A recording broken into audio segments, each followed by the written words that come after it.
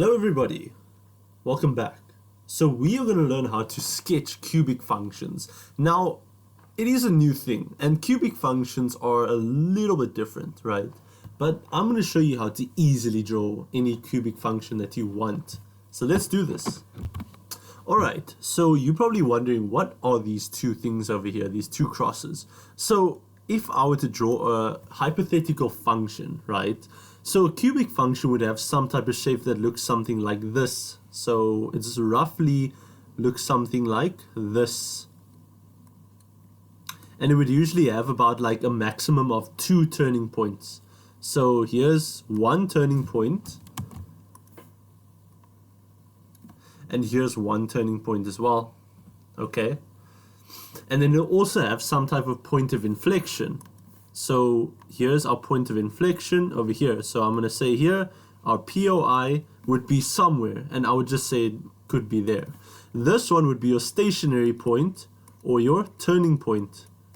Here can also be your stationary point or turning point because it's the maximum or the minimum. And then obviously this would just call this the function f as usual. So out of this whole thing, a cubic function has a maximum of 2 turning points. Why? Because in this case over here, it's a third degree polynomial, whereas a let's say a quadratic, which is a parabola, has a maximum of 1 turning point, right? The reason why is because when we take the derivative, right? So if we take the derivative, let's say d by dx of x to the power of 3, then therefore this tells us that we are going to have 3 to the power of x squared. And do you notice it becomes a parabola type of function? Well, obviously when we are trying to find the stationary points or turning points, we are seeing where the gradient is going to be flat, right? So meaning where the derivative is 0, which obviously this would indicate to us that this is f prime of x. Okay, and then the inside over here would just be f of x. Okay, so what that has to do with it is the fact that we are going to factorize our second degree polynomial, which is the parabola, which only has 2 roots. And that is the reason why we only have 2 turning points. Do you notice that this, if we take the derivative at the point of the maximum, essentially we are just going to get these roots over here. Okay. So essentially what I'm trying to say is that a cubic function has 2 turning points and 1 point of inflection, whereas a parabola just has 1 turning point. But my question is, what is the difference between this type of cubic function and this type of cubic function? So if I were to draw one from here and just make it a little bit better, like that's good enough, fine. It just feels weird going from left to right, like that, down to up or up to down. Okay, and then we call this G, okay? Now in this case, do you notice that instead of starting from the bottom, we started from the top? And in this case, okay, we have the same things such as a maximum over here, also a maximum here. So there's our turning points, okay? And then our point of inflection could be somewhere here, right? It's not always at the origin. I'm just like showing an example. In this case over here, the difference between the two is the fact that the standard form of a quadratic is going to be y is equal to ax cubed plus bx squared plus cx plus d, where d is just the y-intercept and a represents the shape of the graph. So which means if the a was negative, or sorry, if the a was positive, then this would be the shape that we are looking at. If our a value is positive, think about the parabola, right? If the quadratic function, if the a was positive, it would be concave up. If the a was negative, it would be concave down. But in this case, if it's positive, if the a is positive, it will start from down and go all the way up. And then if it was negative, if our a was negative, it'll start from up to down. Okay.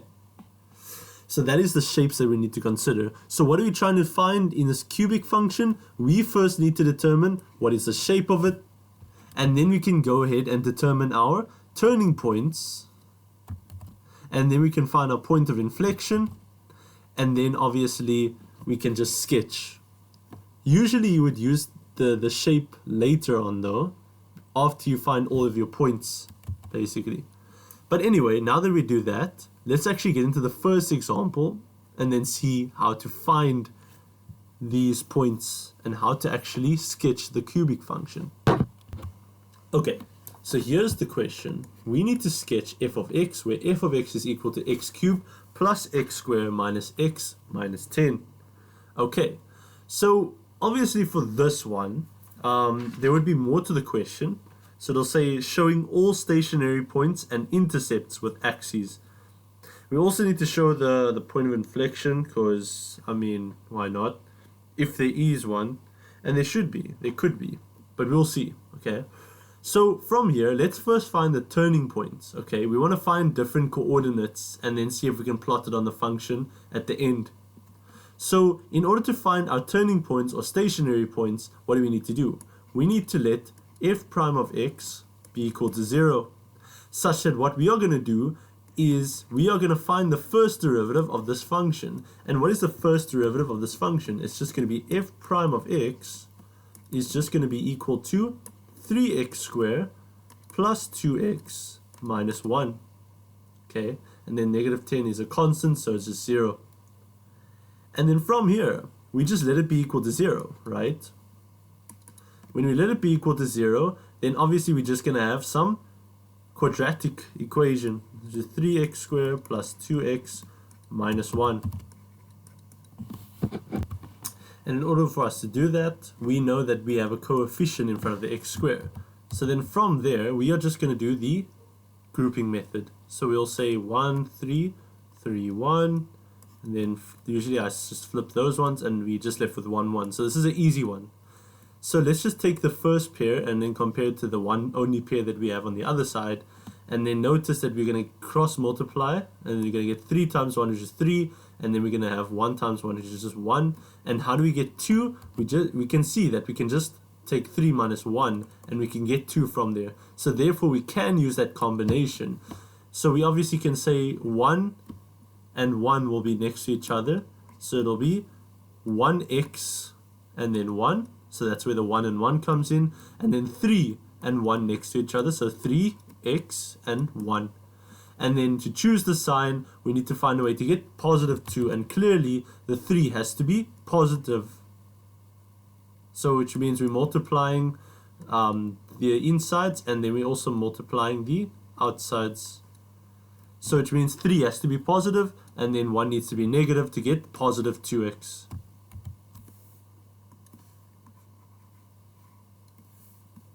Alright, and now that we factorize that, all we are going to do, so this fan is blowing everything here, is going to be solving for our x values. Okay, and then what we notice is that x is going to be equal to negative 1, or we could say it in a way where we have x plus 1 equals 0, or 3x minus 1 equals 0, such that x is equal to negative 1, or x is going to be equal to a third. Okay, so there's our x values, and do you notice that those are actually the points at the turning points, right? Those are the x values at the turning points. So we just need to find the maximum or minimum values, which are the turning points or stationary points, and we need to plug in these points into the function, the original function. So therefore, what this implies to us is that our turning points or our stationary points are just going to be where we have f of negative 1, which is obviously just going to be negative 1 to the power of 3 plus negative 1 to the power of 2 minus negative 1 minus 10. Okay, and then from here we just solve for the function at that point, the output at that point, which is our y value at negative 1. So we're going to have negative 1 plus negative 1 squared, which is just going to be plus 1, and then we can see those cancel, and then this will just be plus 1, so we're just left with 1, and 1 minus 10, or negative 10 plus 1 is just equal to negative 9. Okay, and then f of a third is just equal to, you just plug in all the third cubed plus third squared minus a third minus 10, and then the answer that we just get from this whole thing is literally just negative 275 divided by 27. Okay, so therefore what that tells us is that so we can say our stationary points or turning points are at negative 1 and negative 9, as well as a third and negative 275 over 27. Okay, now we found our turning points. That's perfect. Now all we need to do is we need to see the shape. Okay, once we do get the shape, what is the shape actually? How do we find that? Remember when we said in the beginning, a is greater than 0, and then it will start from bottom and go up. Like it'll do that loopy thing. And then here, we can see that when a is less than 0, it goes from up to down. And we know that d is the intercept, the y-intercept. And the y-intercept for our question is negative 10. So we can clearly see that the y-intercept is going to be negative 10. Okay, and we know y-intercept is where x is equal to 0, so therefore it's 0 and negative 10. According to our d value, right? It just makes things easier. Then we need to find our x-intercepts. How are we going to find our x-intercepts from here? For our x-intercepts, right? Remember, we need to factorize this. We need to factorize this cubic function. And how do we factorize cubic functions? We use synthetic division. And my question to you is, which value makes the function equal to 0?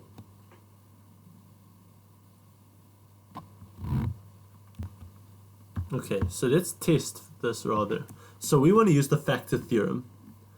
Let's use 1. X equals 1. What would we get? We would have 1 cubed plus 1 squared minus 1 minus 10. So that's just going to be 1 plus 1, which is 2, minus 1, which is 1, minus 10 is just going to be equal to, should be negative 9, something like that.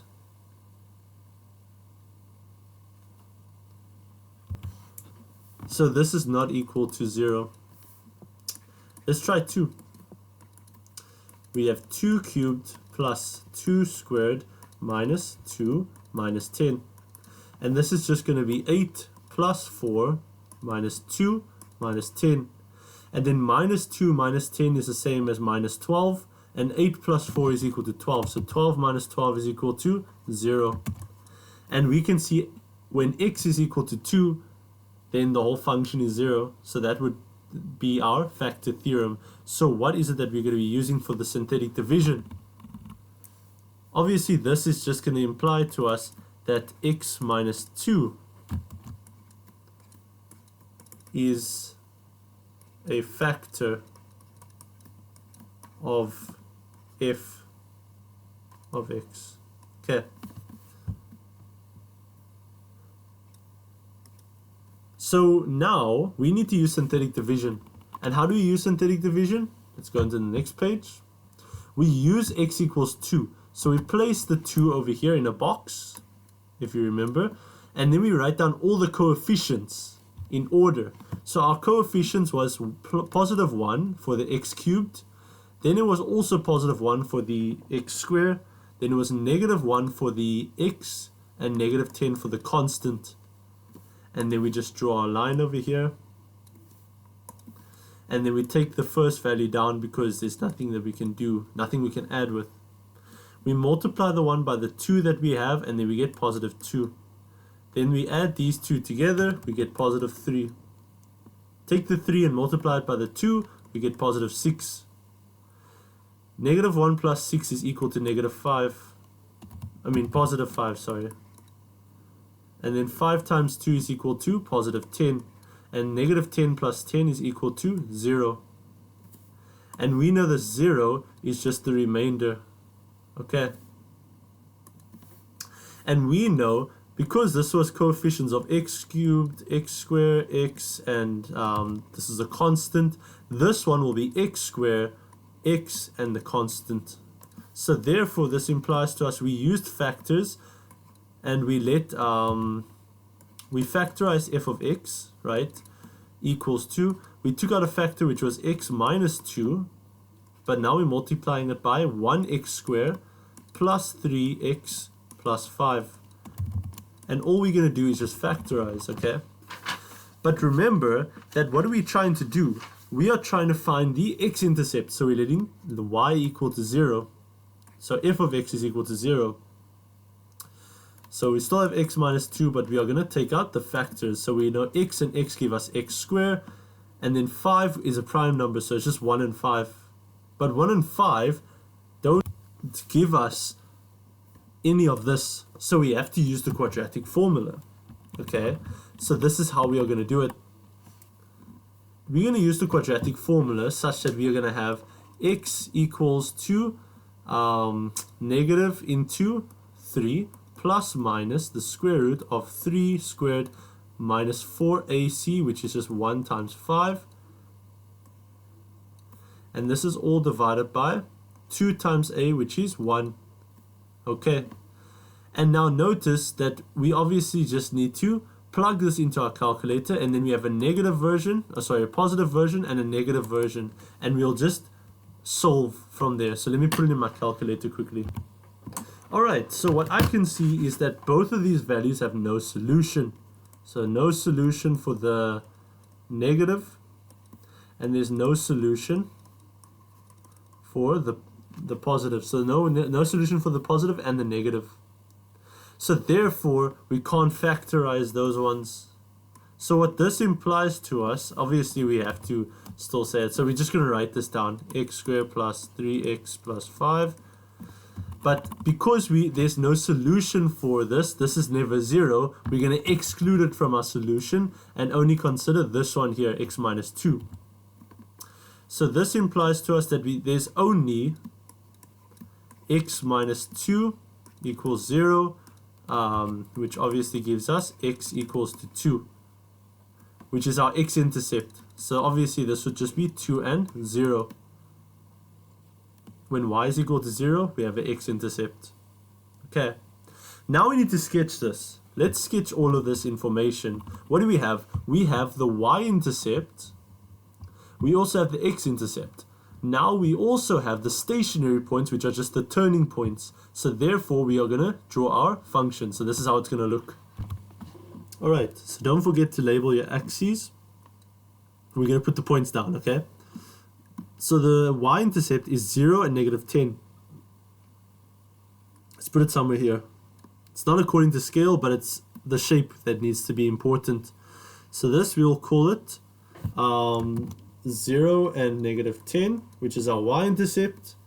And then our x-intercept is 2 and 0. So it will be somewhere here. Okay, so let's say that 2 and 0 is here. And then from here, what are our minimums and maximums? Well, our minimum would be, because a is greater than 0, remember that it's going to be in this type of shape. So the minimum would be the farthest right, would be the right side. So it'll be where the x value is the highest, right? Because it's far on the right side.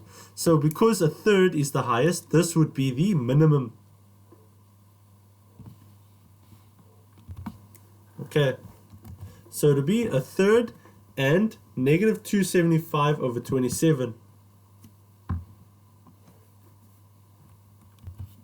And apparently it's just under negative 10, so we can put it somewhere here. So I'm just going to actually remove this coordinate thing over here just to make some space, because at least we get where the thing is. So it'll be somewhere here. Okay.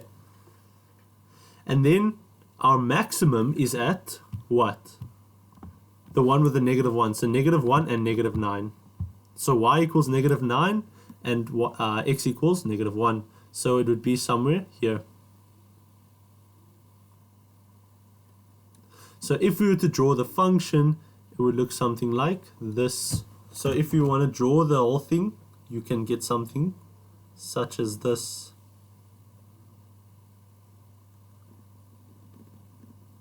Okay. Where the function is just f.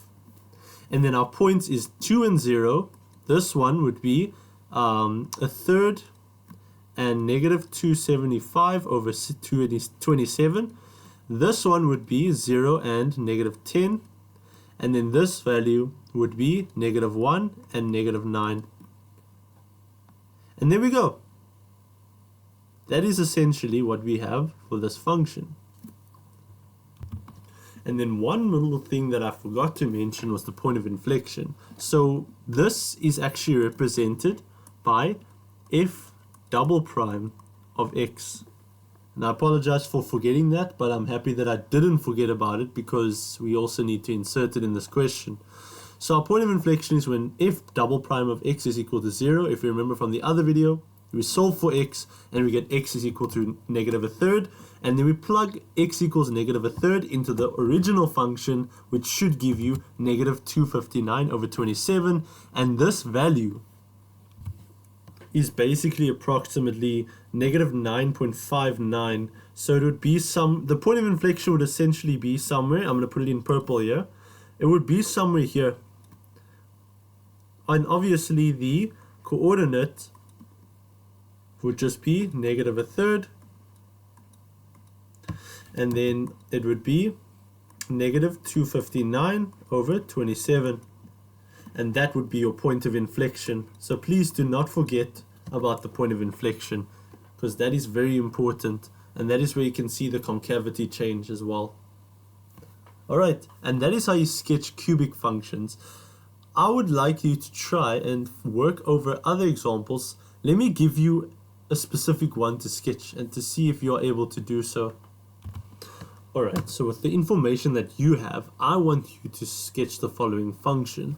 G of x is equal to x minus 1 all cubed minus 1. All the best.